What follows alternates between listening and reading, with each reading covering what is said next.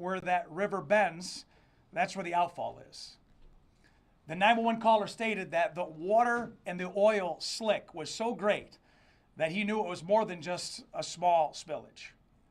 Immediately, the Flint Fire Department, my office, as the sheriff, I also operate as the emergency manager of the county. We dispatched our emergency management team.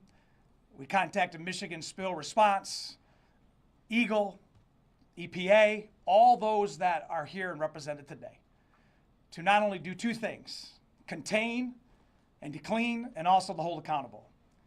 Right out of the gate, Captain Kennemer and Sergeant Josh Walker were assigned from my office to work with Eagle in their investigation to find out, was this an accident or was it deliberate? Was this just simple neglect, or was it neglect? Was it intentional? And is there criminal culpability? And that's exactly what we found. And while we're doing that, at the same time, we're trying to protect the waterway. Can I tell you, this crime scene spanned 22 miles. Our friends like Art Woodson, community activists, and others that have already suffered the trauma of what contaminated water could be. This is independent of that. This was just another example of what can happen if reckless and poor management is tolerated. And I can tell you, on that day, it wasn't. We were able to set up soft booms and hard booms. This is the outfall. You'll see that between the second and third boom, the orange, there's a line of demarcation where the oil and the water meets. All in all, our teams worked 12 to 16 hours a day for 3 weeks straight. And those soft booms and hard booms are put in all the way down the river. There were 4 sets of hard booms that siphon off the water in order to be vacuumed, and 10 sets of soft booms, which are the cloth booms, just to capture. Because of this contamination, within the first few days, they siphoned off 20,000 gallons of water, skimmed the top. In addition to all that, we continue to work with the source, Lockhart Chemical. 4300 block of James P. Cole, they make many of the ingredients that go into products like this, rust inhibitors. These are toxic chemicals. When we went to the site, I want you to see just a little bit of what we saw at the site. These are outside tanks. Look at the spillage underneath the tanks. Take note of the lack of care, knowing that that all seeps into the watershed. What we found in our investigation, that within 24 hours of us being on scene, that our friends from the EPA rushed, and I'm so thankful for them. EPA and Eagle, from the get-go, assigned full teams to investigate and to identify the source. They were able to fingerprint the volatile organic compounds that came from the source and tracked it back to Lockhart Chemical. So we knew we had our source. From that point, we secured the location, and we continued to work our case as we progressed as a cleanup and saw that we had waterfowl, we had aquatic animals that were contaminated, we had young turtles that were contaminated that our friends and volunteers came and picked up and washed and cleaned and cared. At the same time, we're investigating and working with our investigative partners.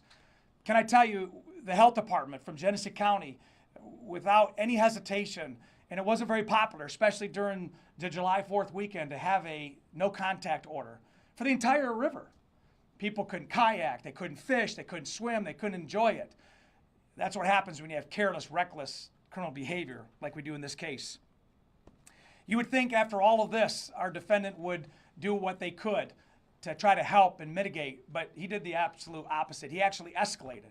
There's a point in August, 60 days after, that false claims were made by the defendant.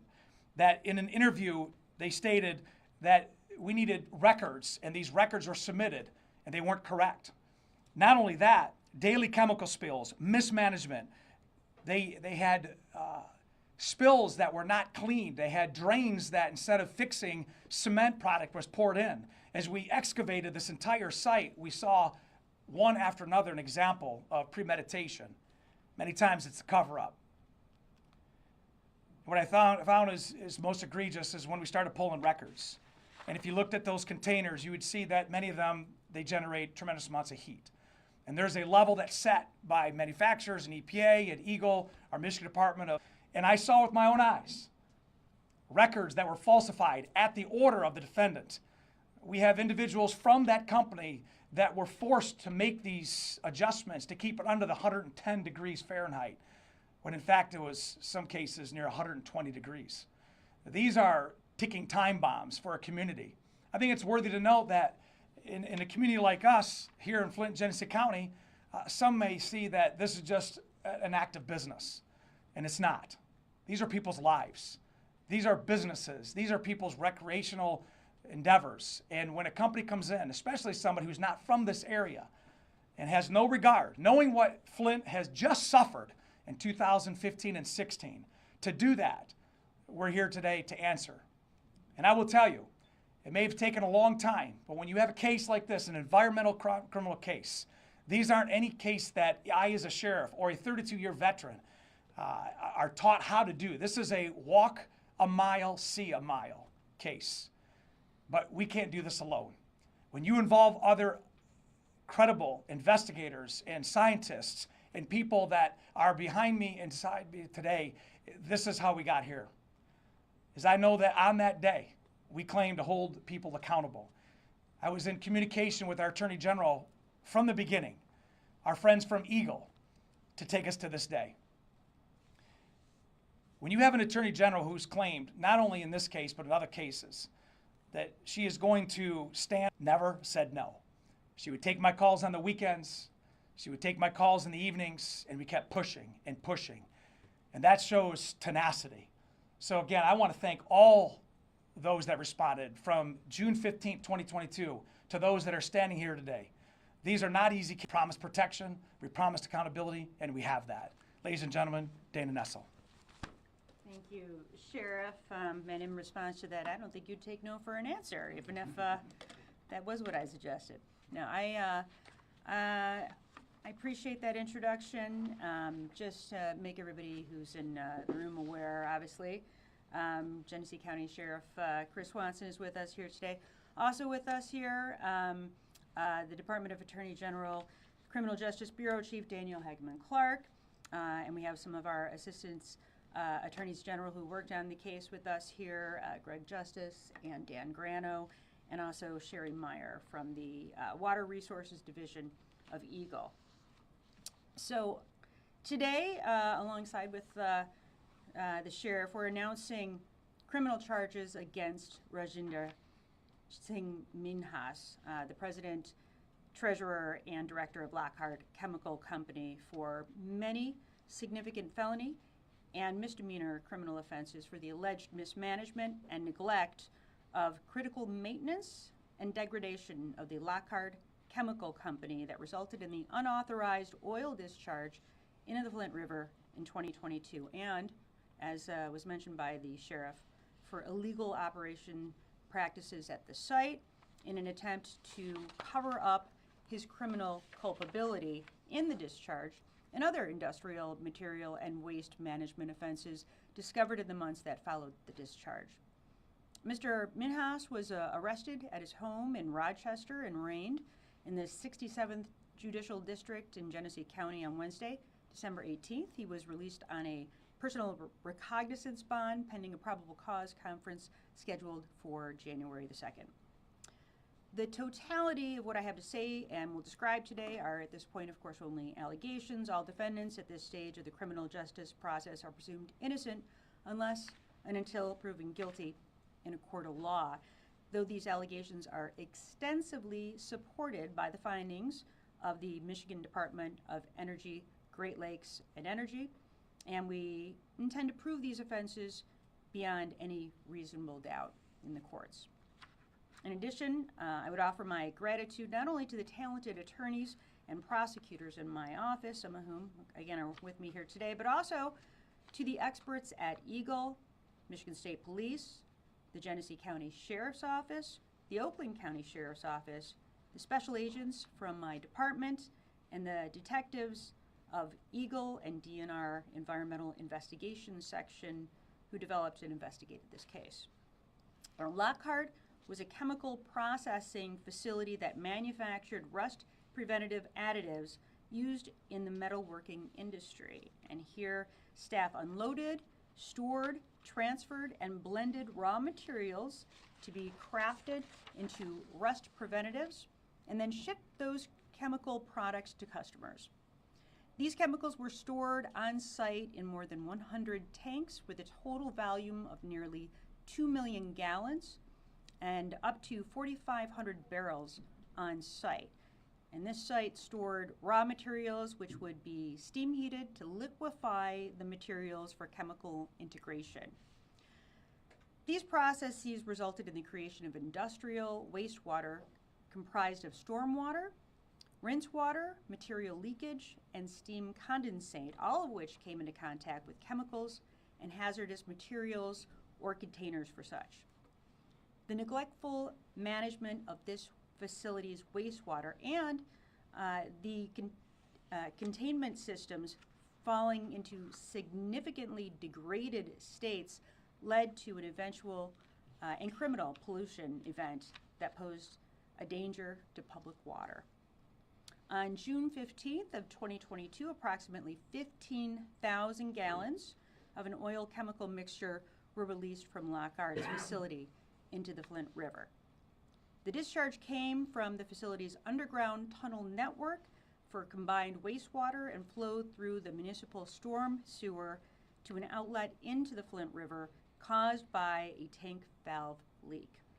Upon noticing the chemical discharge to the river, emergency responders deployed booms to mitigate the pollution, and in the immediate investigation, Mr. Minhas denied that the oil chemical substance came from Lockhart and claimed the site was self-contained, that no pipe or drain system connected his chemical site to the storm sewer, and that simply was not true. The City of Flint and the Michigan Department of Environment, Great Lakes, and Energy quickly identified Lockhart as the source of the contamination, inspecting manhole access points to the sewer system immediately upstream of Lockhart and on the facility grounds. None of the upstream access points contained the chemical contaminant. Those at this site did.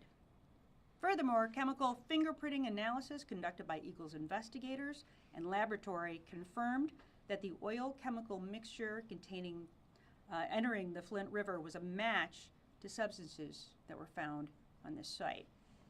This illegal discharge into the river was a direct result of Minhas as the director in charge of this facility's dangerous daily operations, repeatedly neglecting maintenance, refusing necessary facility upgrades, and failing to implement a preventative maintenance plan or provide annual emergency training for employees. These inadequate operations also led to criminal violations of Michigan's air pollution laws. So at the time, immediately following the chemical discharge, my department set out alongside Eagle to assess observations and complaints from the community, and the state gathered environmental data in response to the community feedback. Eagle initially sought voluntary compliance from Lockhart on several needed upgrades to facility integrity and other items necessary to come into compliance with state law. But after several meetings and efforts to prompt serious actions by Minhas and Lockhart yielded no solutions to the many problems discovered at the facility, an official order became necessary. And in September of 2022, 3 months after this illegal discharge, Eagle issued an order to Lockhart requiring the company to immediately stop its use of defective wastewater and stormwater conveyance systems, to pump the facility's wastewater and stormwater for off-site disposal, to maintain and monitor a boom in the Flint River where the illicit discharge reached the river, and to repair or replace defective conveyance systems. And that order was served upon Lockhart by my department, Eagle, and Genesee County Sheriff Chris Swanson.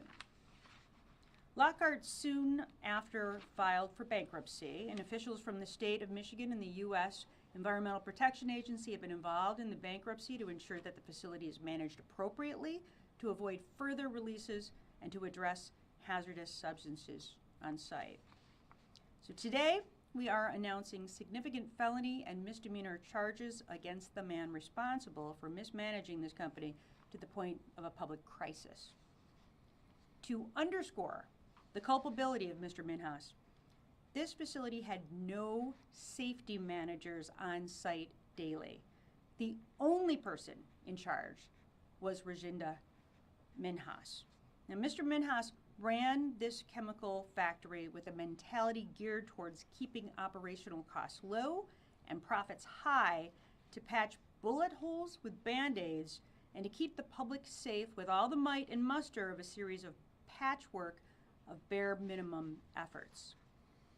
The business model at practice here led to criminal violations of Michigan's environmental laws, including falsifying records and covering up his dirty tracks. The bottom line is this: the industrial plant produced a chemical discharge into the Flint River and releases of air pollution because Rajinder Singh Minhas failed to secure his facility yet over and over again. Years of mismanagement and neglect made the 2022 discharge inevitable. And when it did spill over into the sewer and river, Minhas denied any and all responsibility. So we have charged Mr. Minhas with one count of the following: falsely altering a public record, a 14-year felony; uttering and publishing a false or altered public record, a 14-year felony; substantial endangerment to the public, a 5-year felony; discharge of an injurious substance to waters of the state, a 2-year felony; false statements and omissions regarding air pollution control, a 1-year misdemeanor; and general violations of air pollution control law, punishable by a fine of up to $10,000 for each day that violations occur. Minhas is additionally charged with 11 misdemeanor offenses for violating hazardous waste statutes, permits, or rules. Convictions on these charges would require Minhas to pay for all costs of corrective actions associated with the violations, and in addition, a potential 1 year of incarceration and a fine of up to $25,000. Minhas is charged further with 9 misdemeanor violations of the state's liquid industrial waste law for allegedly discharging industrial byproducts, violating reporting requirements following the discharge, and violating other provisions related to properly labeling chemical containers, maintaining adequate records, and the storage, disposal, protection, and discharge prevention of liquid industrial waste. Each count is punishable by a 6-month term of incarceration and or a $1,000 to $2,500 fine for each day that the violation occurred. In addition to these significant incarceration penalties, Minhas is also facing in total more than $1 million in fines for these many violations. These charges are predicated on the alleged facts that Minhas illegally discharged polluting chemicals and oil into the Flint River on June of 2022, that this discharge posed a substantial endangerment to the public health, safety, or welfare, that Mr. Minhas ordered an employee to falsify records detailing how hazardous materials were handled on site, that he failed to take immediate action and notify authorities after committing the discharge to the city sewer and river, and, as was later discovered, that Minhas failed to label containers and tanks at the Lockhart facility or maintain or keep appropriate records of industrial chemical products, that he failed to meet the storage requirements for the chemicals and he kept and created on site, that he kept these chemicals in unpermitted surface impoundments contrary to the law, that he failed to fulfill record retention requirements for such a facility, and that Minhas had failed to satisfy the air quality requirements. Now, the Lockhart site and facility has been secure for quite some time as Lockhart goes through bankruptcy. It is under the supervision of an appointed bankruptcy trustee who works closely with Eagle and the EPA to ensure that it's managed properly and that there's no threat of any further release. Those who run a business have a responsibility to ensure their operations do not jeopardize public health or the environment, especially our precious water resources. Nowhere should that responsibility to respect the public waterways be more obvious than here in the city of Flint. Blatant neglect and disregard of this responsibility cannot and will not be tolerated, and we will continue to make sure that those who fail in this important duty are met with the full force of law. So, thank you all, and thanks to Sheriff Swanson, and I think we'll take questions at this time. Steve, Attorney General, how does this prosecution compare to other cases of industrial mistakes? I mean, is this the most serious number of charges you've ever handled down? Yeah, I think it is since I've been in office. I will say that it is unusual to charge criminally these types of lapses as significant as they are. But this was really a special set of circumstances. And, you know, obviously there were multiple actions that were taken by Eagle since 2016. And, of course, improper storage notifications. There's a long list of issues and chronic neglect that was unlikely to ever be resolved absent criminal charges. This was a particularly egregious set of circumstances. And as such, we felt the need to charge criminally. I don't know if you want to... Brandon? You mentioned that Mr. Minhas had ordered an employee to falsify the record. Was there a pattern of this that you found? Is this something that went on regularly at Lockhart or for an extended period of time? Right. Oh, do you want to answer that? We have records that reflect that, and it wasn't just a single event.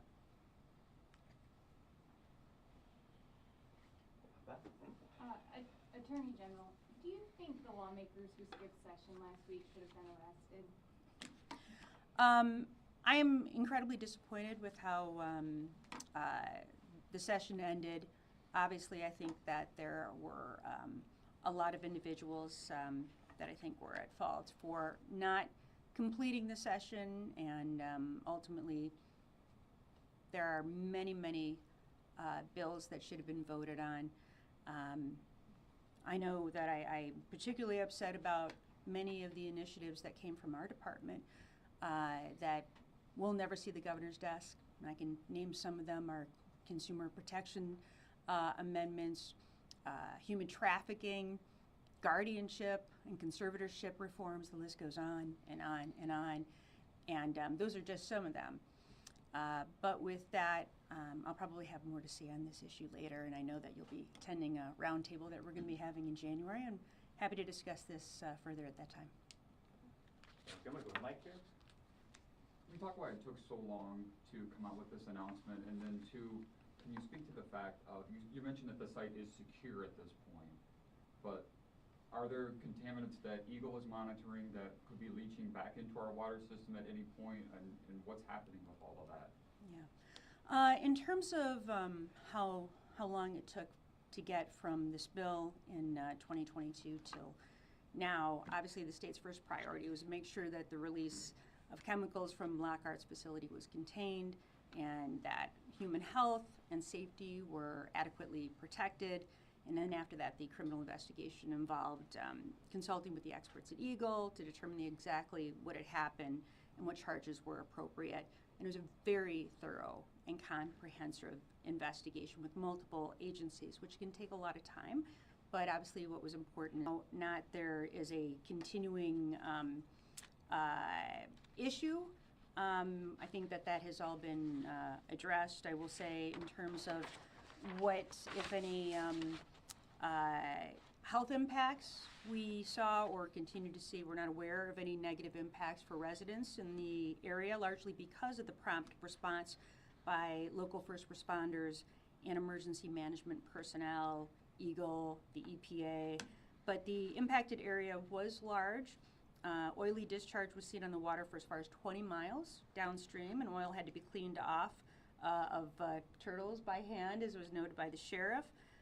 But that oily discharge, more than 14,000 gallons of it was contained and it was collected before it could charge any more damage to the environment and the communities in the area. And Eagle also performed local air quality testing, and they confirmed that there is no danger to the public from compounds in the air. Sheriff, do you want to add anything to that? Yeah, I will tell you, this is a criminal investigation, but it's a scientific criminal investigation this office has ever had in its history. And when you look at partners that the Attorney General just mentioned, there's a lot of data recovery. And when you use that and you combine it, it's always wanting to be sooner, but we're here. And the thing that I want to remind people of is, number one, the water is safe. And Lockhart's not the only plant or the only business along any waterway in Genesee County or beyond that has the potential of tomorrow having a breach. But the water from this has been contained, and it's been clean, and it's safe. And as I've promised, as the Attorney General had to the people of Flint and Genesee County, as your sheriff and as your AG, we're going to hold people accountable who do what he did. Thank you very much. We're going to go back to Steve. I got time for a couple more after that. Attorney General, any comment on the President's commutations today in the death penalty cases, including the one involving the Michigan man? Yeah, I mean, I just read about it this morning a little bit. President Biden has made it clear that except for in certain types of aggravating circumstances, he doesn't believe that the death penalty is appropriate. I think what we saw at the end of the Trump administration last time was sort of a rush to execute as many people as possible. And I think just in the last few weeks of his administration last time, he executed, I think, about 4 individuals, 3, I think, just in the last week that he was in office. And, I think it's fair to say that President Biden didn't want to see that again.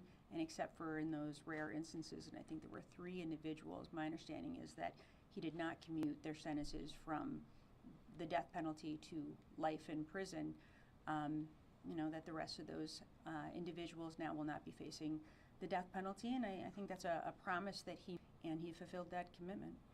Thank Do you you. have I'm just any- going to ask, we're going to do a couple more, and if we could keep it on to today's prosecutions out of respect for our host here today. Art? Yes, being that Lockhart had been in violation since 2009, and as a report that was given, Outfall 1, the liner and the lining of Outfall 1 has to be replaced. Being in bankruptcy, Lockhart doesn't have to pay for it. The city is responsible for it. Do you think that you all working on behalf of the city, can you all have them to make it to where instead of paying creditors first, they pay for this outfall so that the Flint residents being poisoned don't have to pay for this? And also, back in 2014, being that outfall 1 was in front of the Flint water intake while we was on the water, who was supposed to test and make sure that any spills or if any contamination was coming through to where it didn't go into the water plant and come out to the city during the time that we was on the water? Well, I don't have the answer to those questions, do you? I will, you're right, it's a 2009, you referred, 2014. I will tell you, you, Mr. Woodson, so many other advocates for the people have asked questions that unfortunately people up here don't have answers to, including that one. But I will tell you this, I agree with you. He should be responsible for every dime that was paid by the people to not only contain and clean up, but also to mitigate it.